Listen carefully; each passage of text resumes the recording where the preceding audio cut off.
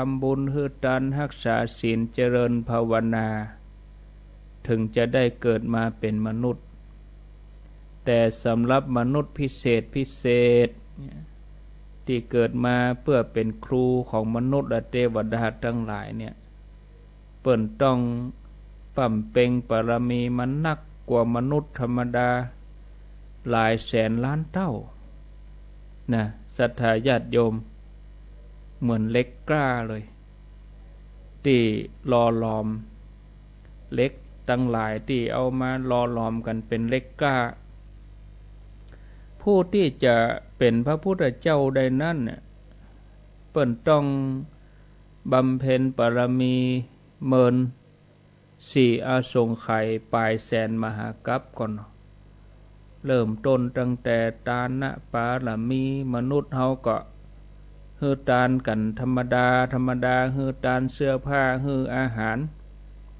แต่โพธิสัตว์เจ้าที่เปิ้นปั่มเป่งนี่เปิ้นฮือทานขนาดอุปปาปารมีอย่างพระเวสสันดรเนี่ยเอาจารีกันหาเอานางมัตสีเนี่ยเป็นทานเนี่ยยิ่งไปกว่านั้นก็ฮือเลือดฮือเนื้อเป็นทานเป็นปรมัตถปารมี10ผู้ที่จะเป็นพระพุทธเจ้านี่ต้องบำเพ็ญอย่างละ3นะอย่างละ3คูณ10นะ3คูณ10ก็30ศรัทธาญาติโยมนักเรียนในโรงเรียนจันทร์1มี30คนนักเรียนยอดของนักเรียนจันทร์ที่สอบได้ที่1ต้องมีเพียงคนเดียวมันก็โยมเนาะเกียรตินิยมในคณะนั้นต้องมีเพียงคนเดียวแชมป์ต้องมีคนเดียวองค์พระสัมมาสัมพุทธเจ้าพระองค์ได้ปั่มเป่งบารมีน้ำธรรมคำสอนตกมาเป็นของหมู่เฮาตั้งฮอดบัดเดียว2563ท่านผู้ฟังมีนักดนตรีนักวิทยาศาสตร์นักประดิษฐ์นักคิดนักเขียนนักการทูตจะนักอันหยังก็ตามศรัทธาญาติโยมเกิดขึ้นนักมากมายนักการค้านักการขายจะนักอันหยังก็ตามมันนักศาสนาจะมาเสมอเหมือนอย่างพระองค์ที่พระองค์เกิดมามีองค์เดียวแล้วก็ตลอดระยะเวลาผ่านไปถึง 2,563 ปียาวนานต่อใดญาติโยมพระองค์มีพระชนอยู่ได้เพียง80พรรษาแม้พระองค์จะเสด็จดับขันธ์ปรินิพพานไปแล้วพระองค์ก็ยังดำรงซึ่งคำสอนความเป็นใหญ่บัดใจว่าจะเกิดขึ้นมาได้ง่ายๆเมื่อเฮาได้ปะพระพุทธเจ้าแล้วเฮาก็บ่ควรผ่านบ่ควรที่จะผ่านพระองค์โดยที่บ่ให้ความสนใจเฮาควรจะมีพ่องถ้าเฮาเป็นพุทธศาสนิกชนเฮาควรจะศึกษาพุทธประวัตินะญาติโยมทั้งหลายหรือบางอันก็น้อมนำเอาคำสอนนั้นมานำทางในการดำเนินชีวิตของเฮายึดมั่นไว้อยู่ในจิตในใจการที่เฮาจะได้ฟังพระสัทธรรมขององค์พระสัมมาสัมพุทธเจ้านี่บางทีก็ยากเหมือนกันพระองค์แสดงธรรมครั้งแรกกับปัญจวัคคีย์ทั้ง5เมื่อจบธรรมเทศนาแล้วก็มีผู้รู้ผู้เข้าใจเพียงคนเดียวเพียงรูปเดียวก็คืออัญญาโกณฑัญญะการแสดงธรรมเป็นของยากเนาะปีหนึ่งมีคนมาขอบวชแล้วก็มาห้ำมาเฮียนศึกษาธรรมะเมื่อศึกษาแล้วจบปริญญาได้เป็นมหาจะมาเทศน์มาสอนธรรมะเนี่ยปีหนึ่งศรัทธาญาติโยมบางทีก็มีนักอยู่ผู้สอบนักธรรมหลายปันอยู่สอบบาลีก็หลายตนอยู่แล้วจะมีสักกี่ตนที่สามารถขึ้นธรรมะมันก็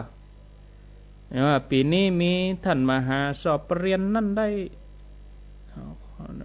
พระนั้นสอบได้ปริญญาโทปริญญาเอกแล้วจะมีสักกี่ตนที่ขึ้นธรรมาสเทศนาประกาศพระธรรมให้ผู้ฟังจะมีพระสักกี่รูปที่สามารถแสดงธรรมให้ผู้ฟังได้หู้แจ้งหันจริงในสิ่งที่ควรหู้ควรหันมันก็หายากเหมือนกันนะจำนวนนักธรรมบาลีนักปฏิบัติก็สถิติก็น่าชื่นใจเนาะ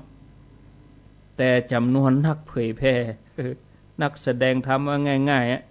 ๆมันนั่งตั้งเอาอย่างรายการ24 ชั่วโมงอย่างวัดฝ่ายหินเขาอยากจะมีสักกี่สถานีจะมีสักกี่ตนพระที่จะมาสนใจเอาใจใส่ด้านการเผยแพร่อย่างเนี้ยเจ้าบ่แจ้งมาต้องเปิดสถานีให้ศรัทธาเขาฟังช่างมีเปลือกเนี่ยเฮียนจบแต่ว่าจะมีสักกี่คนที่จะทุ่มเทจิตใจเอาใจใส่ผู้ฟังอย่างเนี้ยญาติโยมเนาะโยมเขาที่เฮาฟังธรรมะก็คงจะเหมือนกับที่เฮาติดละครวิทยุเหมือนแต่ก่อนก็แต่มันจะมีสักกี่คนโดยเฉลี่ยแล้วเนี่ยจังหวัดหนึ่งคงจะมีบ่กี่ตนศรัทธาญาติโยมหายากนะครูบาอาจารย์พระสงฆ์องค์สังฆเจ้าเพิ่นก็แตกต่างกันไปเนาะเพิ่นก็ทำหน้าที่ของเพิ่นไปใส่ปกครองใส่พัฒนาใส่ปฏิบัติบางองค์เพิ่นอาจจะอยากจะแสดงธรรมแต่ก็บ่มีเวทีบางทีก็ญาติโยมทั้งหลายก็ไปได้บ่เมินบ่นานก็หายไปเหียถอดใจเหียบางทีก็พิจารณาไปพิจารณามาไปก็นี่บ่ชอบบ่หุมบ่ใจเหนียวบางทีก็น่าคิดเหมือนกันศรัทธาญาติโยมท่านสาธุชนเนาะนอกจากนั้นเขาก็ญาติโยมก็มีโอกาสได้ฟังอย่างเงี้ยมีวิทยุมีสื่อมีอย่างเงี้ยมีช่องทางอย่างเงี้ยเขาได้ฟังธรรมะกันเงี้ยมันดีการที่เขาจะฟังเนี่ยมันเป็นของยากญาติโยมถ้าประจวบเหมาะกันนี่มันบัดเด้บ่ว่าเขาก็บ่ได้ฟังกันนี่ไฟดับเหียก็จบอินเทอร์เน็ตบ่ดีเหียก็จบสถานีบ่เปิดเหียก็ดักปิ้งเนี่ยถึงแม้ว่าผู้แสดงธรรมจะหาได้ยากแต่ก็บ่เหลือความสามารถของเฮาทั้งหลายที่เฮาจะเสาะแสวงหาเนาะสมมุติว่าครูบาอาจารย์พระสงฆ์ผู้แสดงธรรมก็หาได้แล้วเปิ้นก็กำลังแสดงธรรมอยู่เปิ้นกำลังเทศน์อยู่เปิ้นกำลังบรรยายอยู่แล้วเฮาก็กำลังนั่งฟังธรรมอยู่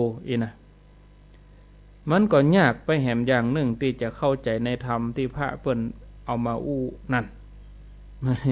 ยากที่หนึ่งก็คือเสาะหาพระมาเทศน์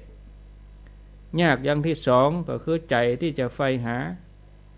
ยากอย่างที่สามนั่งฟังอยู่แท้ๆจะมาเข้าใจในธรรมนั่นแถม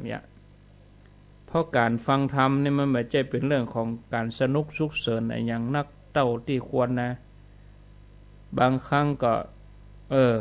จะไปฟังอย่างเสียบ่ได้ฟังโดยที่บ่ตั้งใจฟังไปอย่างที่บ่ง่วงนอนเนี่ยฟังไปบ่ฮือฟุ้งซ่านบ่รำคาญเนี่ยฟังไปโดยที่บ่เกิดความวิตกความลังเลสงสัยทำให้จิตบ่เป็นสมาธิ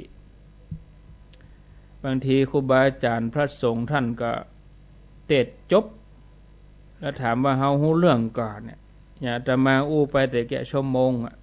เข้าใจเรื่องได้พ่องก็ว่าฟังผ่านๆฟังเพลินๆฟังแล้วม่วนเอาฟังเรื่องอะไรหยังเพราะธรรมนี่เป็นสภาวะที่ละเอียดอ่อนนะบ่ใช่เอากะหูฟังนะใจต้องมาด้วยถ้าใจของเฮาหยาบก็เก็บรายละเอียดไว้บ่อยู่นะ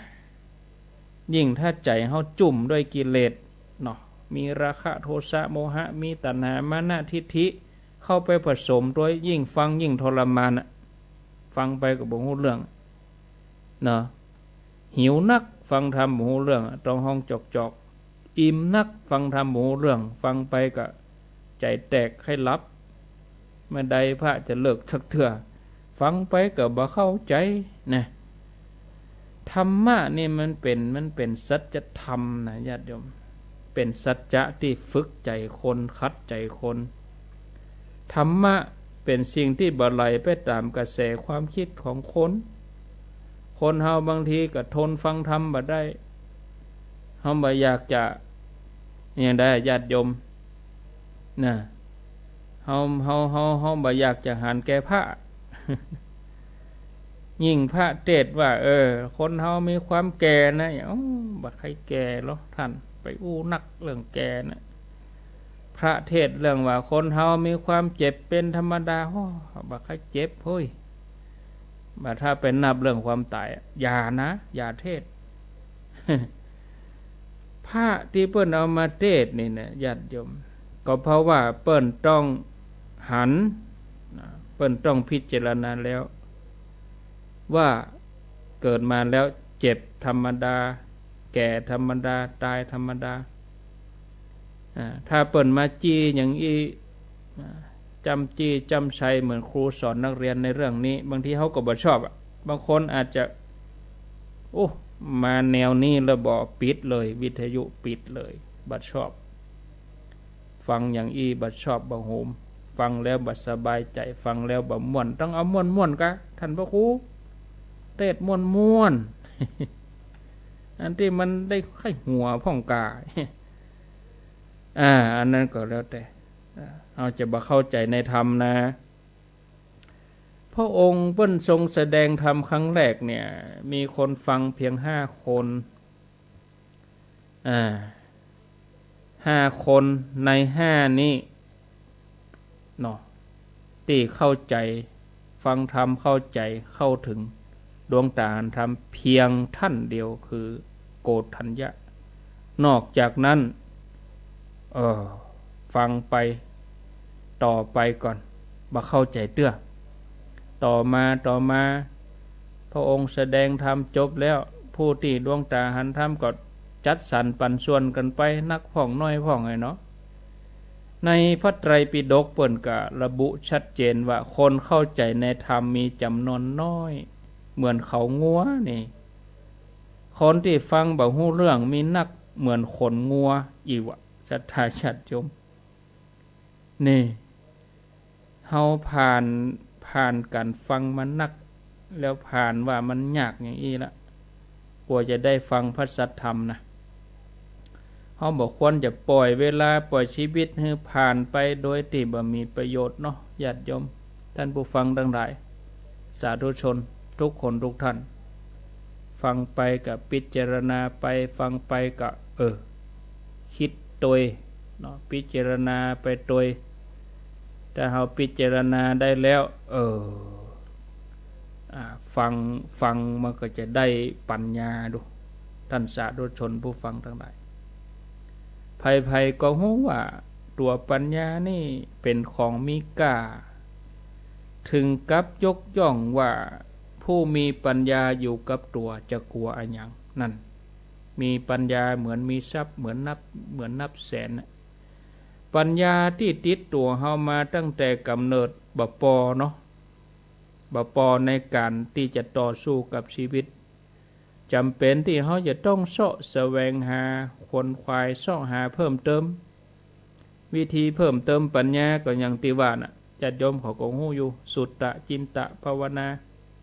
สุตตะมยปัญญาจินตะมยปัญญาภาวนามยปัญญาคือฟังแล้วก็กึศแล้วก็อบรมปัญญาเกิดจากการฟังในบทสุตตะมยปัญญาปัญญาที่เกิดจากการคิดของว่าจินตะมยปัญญาปัญญาที่เกิดจากการอบรมการอ่านหนังสือการพิจารณาความเข้าใจภาวนามยปัญญาเรื่องฟังนั่นเป็นเรื่องสำคัญนะญาติโยมพระองค์ทรงวางหลักไว้พระองค์เพิ่นก็ใช้วิธีการเทศน์นั่นหรอ เผยแผ่รักเผยแผ่สุดสูสังละพะเตปัญญังฟังดีได้ปัญญาแต่คนส่วนใหญ่นี่ชอบอู้บ่ชอบฟังก็เปิ้นแปลงหูมาฮื้อถึงสองเปิ้นฮื้อฟังนักๆบ่ใจกล้าแต่คนเฮานี่สวนทางกับธรรมชาติบ่ชอบฟังเหรอเวลาพระไปเทศงานศพงานหยังบ่ชอบฟังแต่ชอบอู้นั่นพระเทศก็เทศละบ่กองพระตั้งนะโมก็เอาลงมือตั้งนะโมเทศแข่ง ชอบที่จะอู้บ่ชอบฟังบ่ได้แบ่งเวลาให้ถูกเวลาเปิ้นเทศแล้วเปิ้นจบแล้วก็บ่อู้ทิกๆเหีย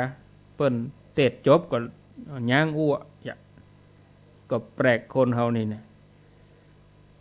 บางคนนี่ใส่เสียเวลาเข้าที่ประชุมมาอ่านระเบียบบ่ดูวาระประชุมว่าเปิ้นจะประชุมอะไรอย่างพ่องวันนี้วาระอะไรอย่าง1 2 3บอกกองเข้าที่ประชุมบอกกองเปิดประชุมปุ๊บก็จะอู้นะเวลา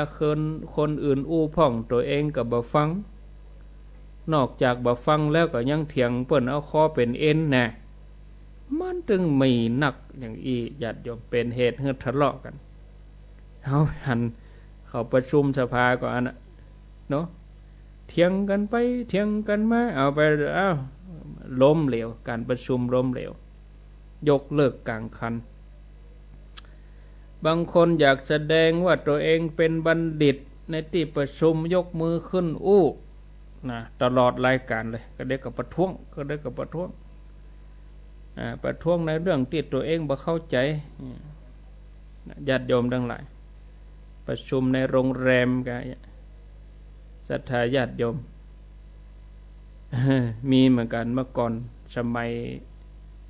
มัยก่อนเคยอ่านหนังสือปะญาติโยมท่านทั้งหลาย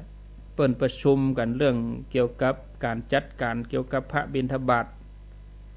เนาะอู้ไปอู้มาก็ว่าไปพระมีอาชีพบิณฑบาตอีกวะเอาอย่างอันเหรอวะ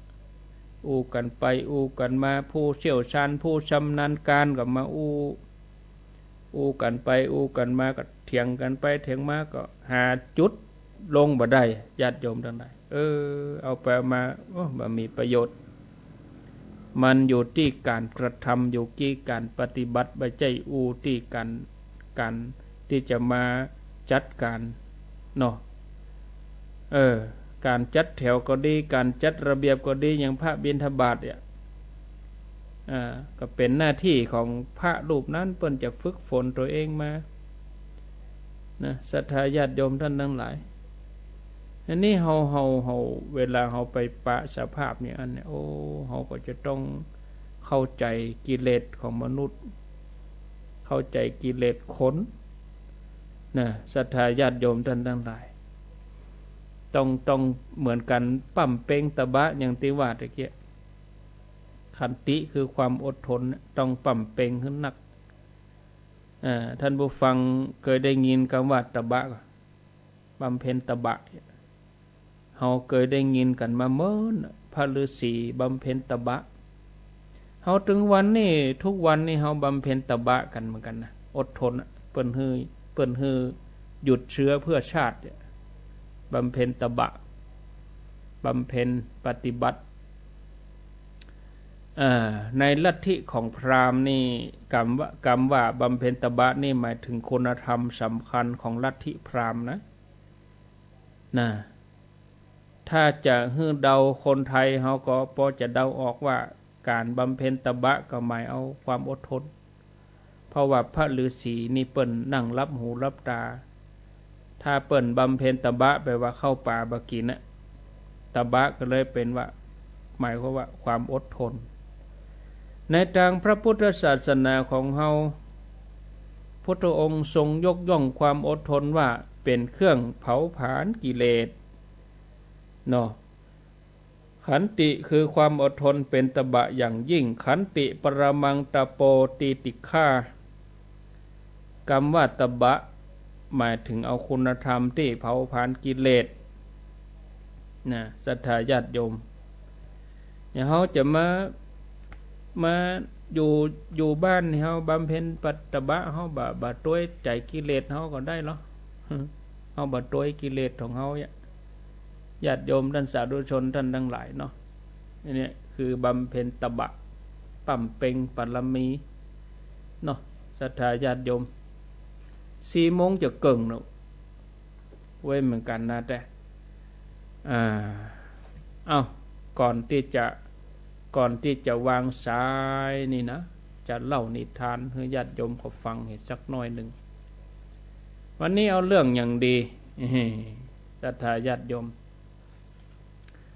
นิทานที่จะนำมาเสนอให้ญาติโยมเขาฟังเนี่ยเป็นนิทานเรื่องพังพรผู้เสียสละพังพรผู้เสียสละลองฟังไปเนอะญาติโยมแล้วก็ถ้าจบแล้วก็ก้อยโทรมาถ้าบ่จบจะไปโทรเตื้อเนาะฟังจบก่อนพังพรผู้เสียสละว่ามีสามีภรรยาคู่หนึ่งเลี้ยงพังพรไว้ดูเล่นเพราะว่าหันว่าพังพรนี่น่าฮักอาหารแล้วก็เล่นทุกวันจนตัวพังพรนี่ใหญ่ขึ้นมาแล้วก็เกิดความคุ้นเคยกับคนเนี่ยสองสามีภรรยานี่ฮักพังพรตัวนี้เมื่อมาภรรยาก็ตั้งครรภ์ถือกำเนิดเกิดลูกตึงสองนี่ก็เลี้ยงดูลูกอย่างดีทนุถนอมบ่ฮื้อห่างสายตาเพราะว่ายังบ่ไว้ใจพังพรกลัวว่าพังพรนี่จะมาคบลูกวันหนึ่งสองสามีภรรยามีความจำเป็นจะต้องออกไปนอกบ้านเพื่อจะ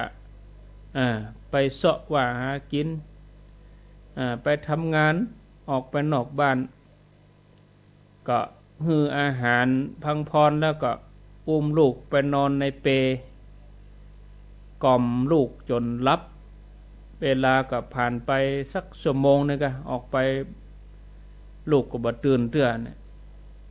แต่ก็กลัวว่าพังพรนี่จะขึ้นไปที่เปแล้วไปคบลูกบ่ไว้ใจเตื้อสัตว์หน้าขนอีนะเมื่อสองสามีภรรยาออกบ้านไปบ่เมินบ่นานงูมาเลยงูตัวใหญ่งูเป็นงูเหลือมเลยมาเสาะหาอาหารในบ้านงูตัวนี้มาเสาะอาหารปะไก่ก็กินไก่ปะแมวก็กินแมวปะหมาก็กินหมาปะคนก็จะกินคนอันนี้เราอ่อนน้อยนี้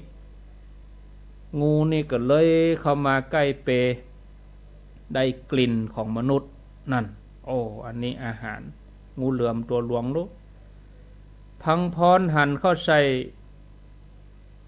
ก็โดดคบงูทันทีพังพรนี่ก็ทั้งที่หูว่าตัวเองตัวน้อยแต่ก็สู้สุดฤทธิ์เลยงูก็หัดพังพรงูเหลือมโลกพยายามที่จะหัดพังพรก็กระโดดลบเวหน่อยกระโดดลบไปลบมาสู้กันจนเกือบหมดแหงพังพรตัวน้อยแต่พังพรตัวนี้ก็ใจสู้ปกป้องลูกเจ้านายฮึดสู้เต็มที่บอกกองได้ทีแล้วก็พังพรนี่ก็คบเข้าไปที่คองู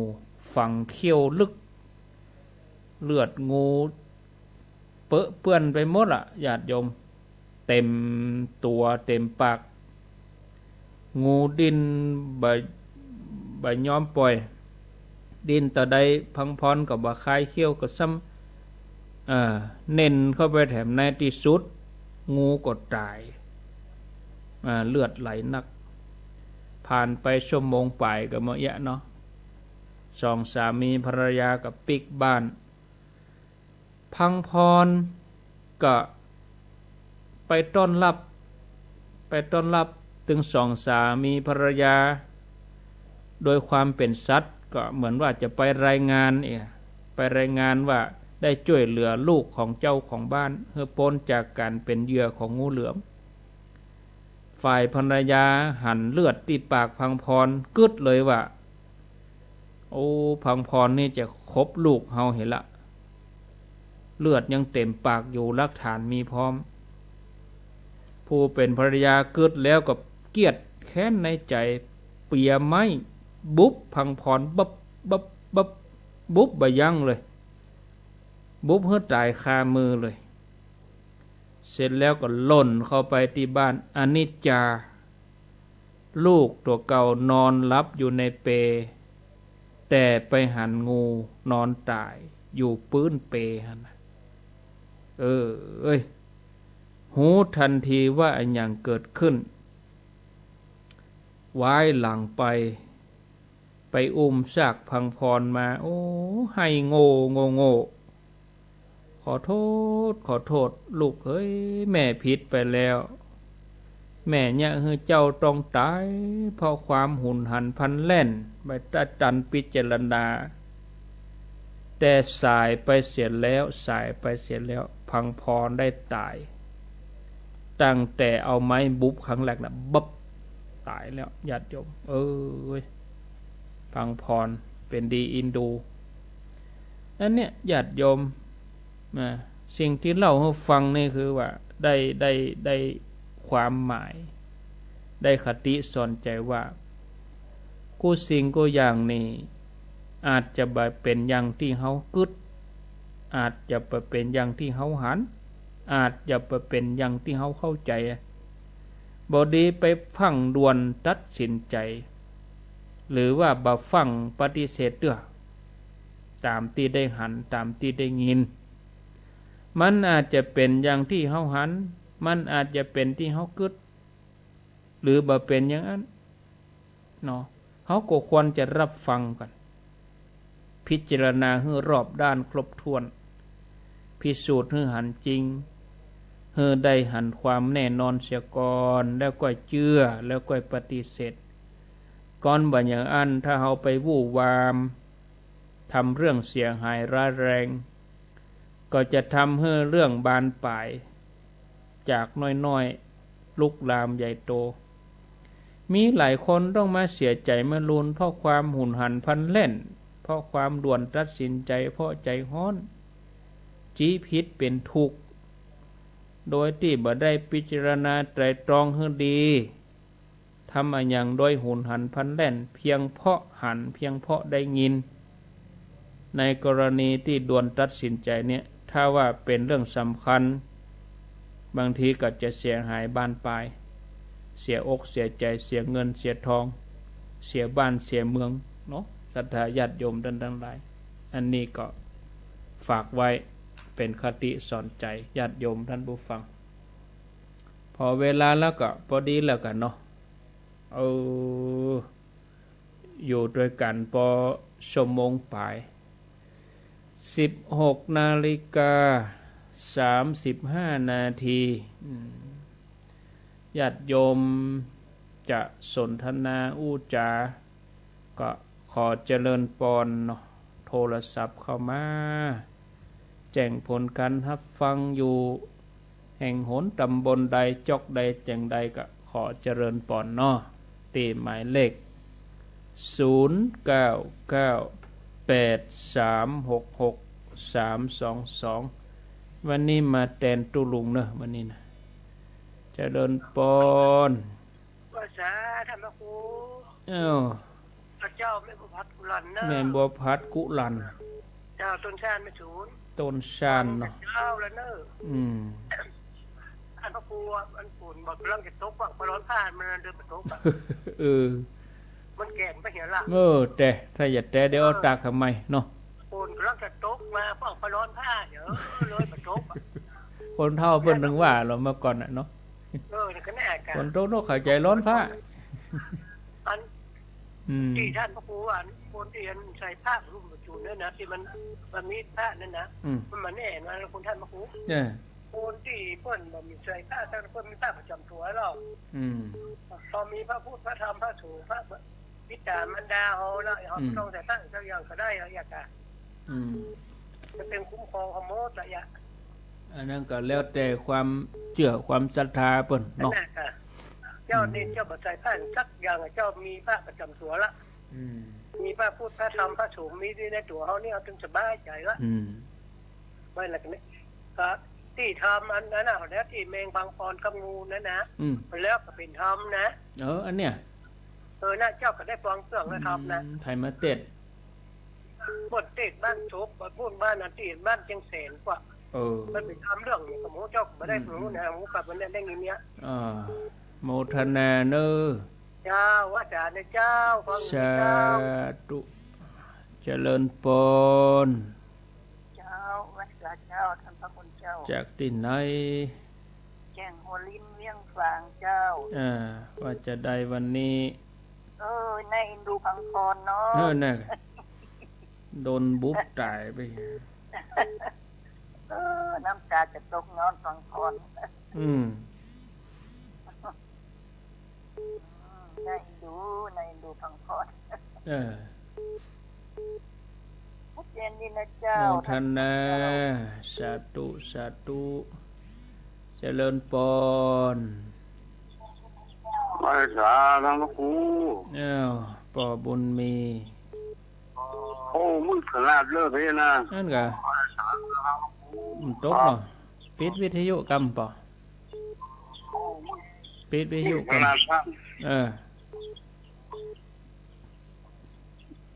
มืดว่าเป่งไปละเดี๋ยวนี้ตะกี้มืดมาจะดีเดี๋ยวนี้เป่งไปอย่า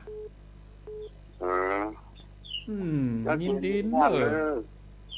ป่อบุญมีอยู่เมืองกลางจอมทอง0998366322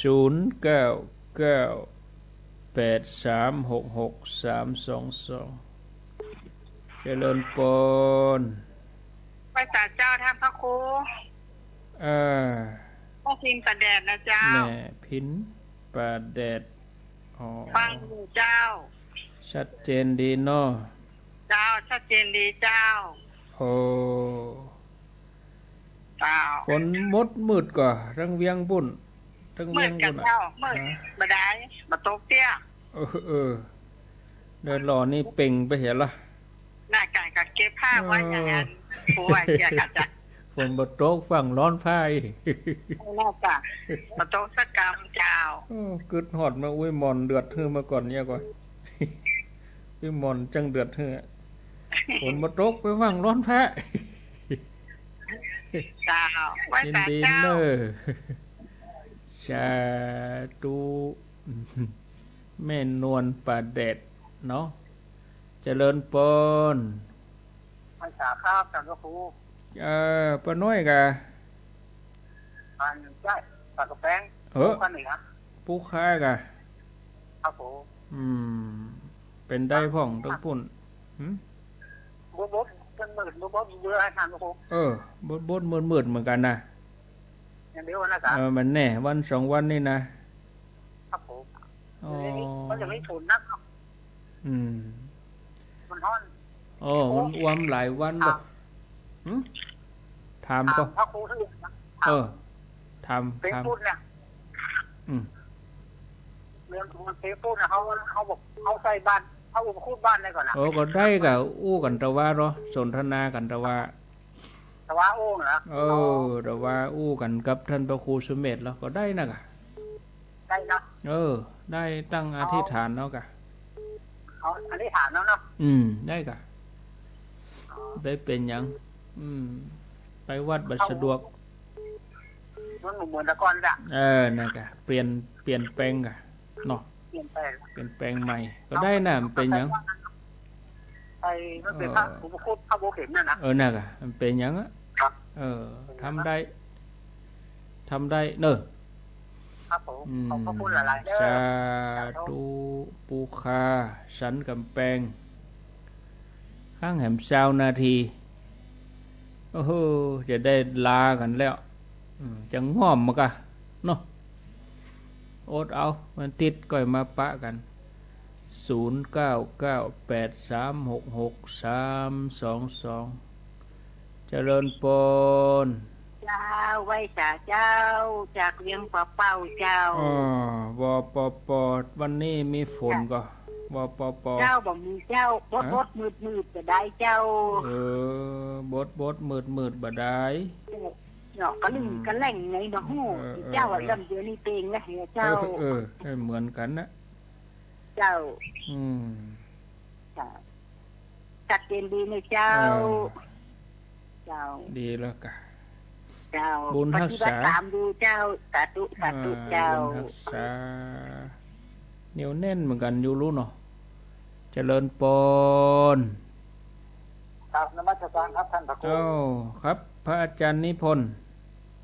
ครับผมว่าจะได้อาจารย์เล่าว่านะครับครับ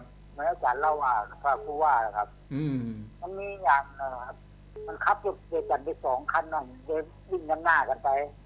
อีกคันนึงประสบอุบัติเหตุถึงหลังพอดีหมอเจอพอดีหมอก็ลงไปช่วยเพื่อนมันที่ขับไปแล้วเห็นเพื่อนมันไม่ไปเจอถามมุกกลับมาครับมันเมื่อกี้หมอหาว่าหมอขับรถชนมันวะนั่นถึงเพื่อนมันเหมือนกันเลยมีว่ามีไอ้อย่างก็กู้ภัยมาทันพอดีอ่ะท่านนั้นหมอก็เจ็บเลยเหมือนกันละน้องไก่ปุ๊บอยู่ครับคล้ายกันเลยเนาะครับเหมือนกันเลยเข้าทำน้องไอ้อย่างก็ทำบุญบูชาโทษใช่ทำคุณบูชาโทษครับฟังดีนะครับขอบคุณครับครับขอบคุณครับอาจารย์นิพนธ์วัดพระธาตุดอยสะเก็ดเจริญปนครับนมัสการครับอาจารย์ครับโทษจากไหนอุบาสกโทรมาจากแม่อายครับสันตำบลสันต้นมือครับผมสันต้นมือครับฟังชัดเจนดีเนาะครับชัดเจนดีครับอาจารย์ครับบาล่ำได้ยินนะครับผมกำลังโทรวันนี้เป็นครั้งแรกเลยครับเตบบุตรนี่มาใช้การตลอดเลยครับฟังแล้วเป็นได้พ่องก็ม่วนอกม่วนใจครับแล้วก็ได้กระติสนใจได้ดีครับนำไปผมอยากจะถามผมอยากจะถามอาจารย์อย่างหนึ่งครับผมเจิ้นด้วยครับพอดีผมอยากจะถามว่าอันในส่งการถวายโพเงินโพทองต้นโพเงินโพทองเนี่ยแล้วก็ดอกบัวเงินดอกบัวทองเนี่ยอันนี้ส่งเป็นยังไงพ่อครับโพธิเนาะโพธิครับผมรอฟังเนอะครับผมอยู่ดีมีสุขเพิ่นเคยทำแปลงต้นโพเงินโพทองถวายเดี๋ยวก็ต้องเท้าความเหมือนกันนะเท้าความเจริญปอนมีอยู่อันนี้ส่ง108เจริญปอนเจริญปอนติดแล้วเนาะติดแล้ว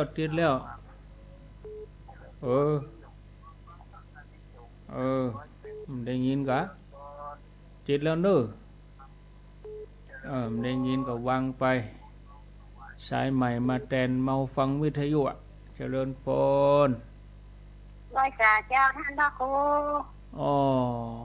จากที่ไหนทำกับเราชัยประการเจ้าทำกับเราชัยประการถ้าบ่ได้โทรเนาะเมินกะมันเขาก็ได้มาเมินแล้วหรอรายการก็มีวันนี้มาแทนตุลุงอย่าใช้ประการฝนตกก็ต้องปุ่นฟ้าก็ร้องห้องอยู่เนี่ยแล้วก็แดดเจ็บแดดมาอยู่เนี่ยแดดมาหำหมอแดดเจ็บแดดมาฟ้าก็ร้องคลุมตกมาหูนะฮ้อนยินดีเนอะครูฟังตักลูกน่ะไปร้อนผ้าให้ก่อนเดี๋ยวเอามาตากทำไมตกแล้วน่ะจะมันลงไปเห็ดตั้งอื่นน่ะสะดุ้งก็ฮะเนาะสะดุ้งทุกท่านพระครูตักน่ะนะสะดุ้งไงแห่ไปเห็นแล้วกระแตไปเห็นแล้วนี่ที่ปล่อยมันตกนั่งหน้าก่อนน่ะกลัววิทยุดับนะกะแม่ก็กลัวบ่ได้ฟังเถอะมันตกแบบท่าน่ะกลัววิทยุดับเป็นหยังเดี๋ยวดึงตกเนาะถึงเวลาดึงตกนะยินดีมีเข้ามาแล้ววัน2 วันเนี่ยลงแน่ว่าจะฝนนี่เพิ่นจะทิ้งช่วงเนี่ยห่างกันสักติดเนี่ยนะญาติโยมนะอดทนละดูบ่นั่นหรอยังได้มัน ห้ามมาได้ฟ้าฝนนี่0998366322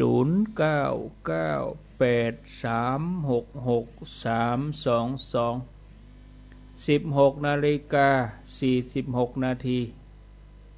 เจริญปนนมัสการเจ้าอ๋อยายคำโดยสเก็ต ยายแก้วแม่วังยายพอเล่าวัวแดงจะไปเชียงใหม่แม่นก็แม่นว่ะกำลังว่าแม่นนะก็กำลังว่าแม่นนะก็แม่นกำแล้วกะมันป๊อกมันมืดได้บ่ค่ะอย่างเงี้ยเหมือนเดียวกันมันมืดของน่ะทั้งเพศก็เหมือนเดียวกันยายลมโชว์นะลมมาก็เดียวไปจังสันกำแพงปุ่นน่ะตกเย็นเนาะว่าจกจังเนี่ยบ้านสันนี่เด้อแต่กำแพงป่ะน้องไม่ได้ทำนี่อ่ะก็ใกล้กันท่านอำเภอเดียวกันแต่อันไปจกจังหน้าเขาสาดเด้อเป็นหยังบ่ได้คิวเด้อเพิ่นกำลังจัดคิวกันอยู่เนาะจัดคิวอยู่พูดกันเนาะน่ากันใจเย็นเขาจกล่องไม่ได้แล้วจกแน่นอนล่องคนแดงนี่ได้คิวก่อนได้รอกะมันฮ้อนลำไปเนาะฮ้อนเดี๋ยวเปิ้นถึงมือเย็นมาเฮอะมันฮ้อนเดี๋ยวเปิ้นถึงมือเย็นเดี๋ยวเปิ้นถึงมือเย็นมาเฮอะมันซึ้งอันว่าน่ะมันฮ้อนน่ะนอนได้อ่ะมันซึ้งสัก3 วันก็ซ้อหาตะวันให้มากะถ้ามาโจ๊กเมื่อวานเมื่อคืนแบบถ้ามาเจอนะถ้าโจ๊กเมื่อคืนเมื่อวานแดงอะไรนะเนาะถ้าโจ๊กธรรมดานี่เป็นป้าห้องไปห้างเดี๋ยวก็ได้จะชงลายไปให้เทวดาก่อนถ้าลมเนี่ยสบายละเนี่ยเดี๋ยวชงลายไปบอกเทวดาคือห้ามเอาฝ้าห้องห้ามเอาลมเอาฝนอย่างเดียวอีเนาะเอากระปุกอย่างเดียวเดี๋ยวส่งไลน์ไปบอกก่อนว่าไปเรียนดูอันนั้นหน้าเนาะไปช่วยละออนนะเนาะแมงพังพรน่ะไปแง่เปิดว่าบอกหูอ่ะบุ๊บตายไปเหี้ยตายอินดูตายตายอ่องไปเหี้ยพอให้น้อยละกะตะกี้น่ากะใจพรให้น้อยกะไปได้ให้ก็นะว่าอินดูอย่างนึกว่าให้หน่อยยินดีเนอะเจ้ามาสการเจ้าสวัสดีล่องวัวแดงเจริญปน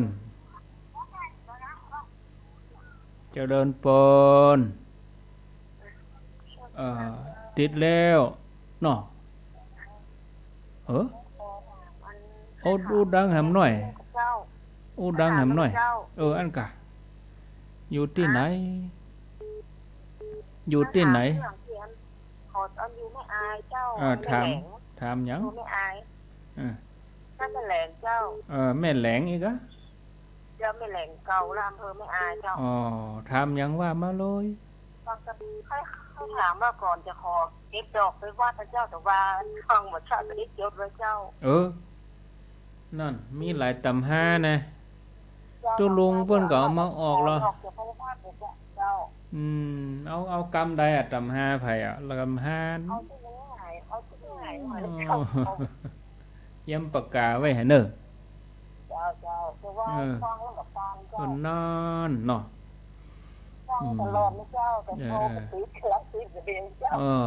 ยินดีเนอะเนาะสา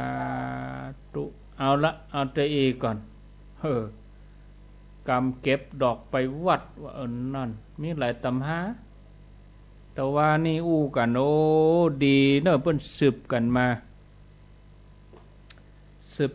มีหลายตำราทวนสายก่อนเนาะญาติโยมสายที่1นี่แม่บัวพัดเมืองฝังสายที่2แจงหอลิน3ป่อบุญมี4แม่พินป่าแดด5ปูคาบ้านแม่ปูคาสันกำแพงเรื่องเป็งปุด6แม่กันเทนีเวียงเป่า7 หลวงอาจารย์นิพนธ์วัดพระธาตุดอยสะเก็ด8แม่อายสันต้นมือถามเรื่องอานิสงส์ตาลต้นโพเงินโพทองสายที่9ใช้ประการทำตับเต่า10ยายพรโรงกระแดง11แม่อายถามเรื่องกรรมเก็บดอกไม้กระเดียวจะอันให้ฟังเนาะญาติโยมทั้งหลายกรรมเก็บดอกไม้มีหลายตำฮะกิงโกกิงกาอันนั้นก็อย่าเอาไปนิพพานอันนั้นก็อย่าเอาไปอันฮักกิงโกฮักจากกิงโกมาลงกิงกาอย่าไหวสาไปนิพพานเนี่ยเอาง่ายๆก็ได้จะให้ฟังเนาะญาติโยมเนาะหลายตำฮะก่อนที่จะไปอันกรรมเก็บดอกเฮามาฟังเรื่องอันนี้ส่งการต้นโพเงินโพทองต้นโพเงินโพทองนี่เปิ้นเอากระดาษสีมาแปลงเนี่ยกระดาษสีเงินกระดาษสีทองตัดเป็นรูปใบโพเอามาติดมาแต่งมาย่องอันนี้เอาถวายเป็นพุทธบูชาเอาตั้งไว้บูชาพระพุทธปฏิมาในโบสถ์ในศาลาการประเรียนในวิหารโอกาสที่เขาจะทานกับบางทีเปิ้นก็เอาไปแห่ตัวเนาะเป็นบริวารกฐินก็ได้โอกาสวันเกิดของเขาก็วันสำคัญอย่างวิสาขะหน้านี่ก็เข้าวัดสาก็นะเอาทานฮือบรรพบุรุษพ่อแม่อีกก็ได้เปิ้นก็มีกรรมของเปิ้นเหมือนกันนะกรรมถวายอันนี้สงมีอยู่6-7 ข้อเนาะอันนี้สงของการถวายต้นโพเงินโพทองด้วยใจเริ่มใสเป็นพุทธบูชามี1มีจิตใจเบิกบานผ่องใสอันนี้แน่นอนก่อนทานก็เบิกบานละทานไปแล้วก็ม่วนใจผ่องใส2มีผิวพรรณผ่องใส3มีโรคน้อย4อายุยืน5เป็นที่ฮักของมนุษย์และเทวดา6เป็นที่เก่งขามของคนทั่วไป7มีบริวารนักมีคนนับหน้าถือตาอีน่ะเนาะถ้าจะขยายความก็จะยาวไปเอาไว้วันหลังอันนี้เอาเป็นข้ออย่างนี้อันนี้ส่งของการที่ได้ทานต้นโพเงินโพทองต่อไปอันนี้กรรมเก็บดอกอีกกรรมเก็บดอกของคนเมืองนี่เป็นจารีตหีดหอยเก็บดอกไปใส่ขันแก้วทั้ง3ใส่ขันศีลขันน้ำตาลอันนี้เปิ้นฮ้องว่าไปเก็บวันดาวันเกียมนั่นน่ะฮักจากกิ่งโกหลงจากกิ่งกาอันเจิญเจ้ามาไว้สาพระเจ้าอีกก็ได้จำได้ก็ฮักจากกิ่งโกหลงจากกิ่งกาอันเจิญเจ้ามาไว้สาพระเจ้าหรือว่าอันเจิญเจ้ามาสู่พระนิพพานเด้อเจ้าอีกก็ได้อันนี้ง่ายๆนะแต่ถ้าเป็นตำห้าแหมหลายๆคนยาวผ่องสั้นผ่องเป็นกำข่าวกำเครือยาวผ่องสั้นผ่องอันนี้เอาสั้นๆนะตั้งจิตอธิษฐานฮักจากกิ่งโกหลงจากกิ่งกาอันเจิญเจ้ามาไว้สาพระเจ้าอีกพระเจ้านี่คือพระพุทธเจ้าเนี่ยแล้วก็เก็บดอกอธิษฐานบันทึกเทปเอาอัดเทปเอาถ้าว่าฟังบัดตันบันทึกเอาแหมล้อมเดี๋ยวจะได้ลาละฮักจากกิ่งโกหลงจากกิ่งกาอันเจิญเจ้ามาไว้สาพระเจ้านี่หรอจะเอาบุญด้วยกันเด้อเจ้าอีกก็ได้แล้วแต่เขาจะแม่ไป